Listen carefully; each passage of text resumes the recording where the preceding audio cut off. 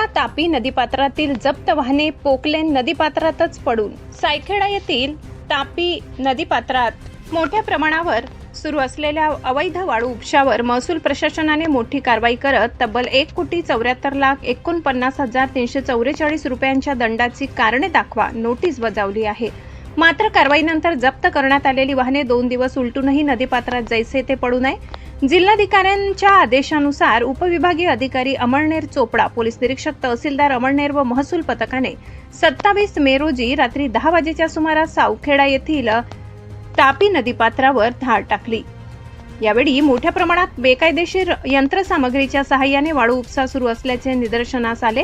पथकाने पंचनामा करून 12 कोटी 10 पोकलेन व 6 डंपर अशी यंत्रसामग्री जप्त केली। पुरावे नष्ट होण्यासाठी यंत्रसामग्री पुन्हा वापरली जाण्याची शक्यता नागरिक व्यक्त करत आहेत।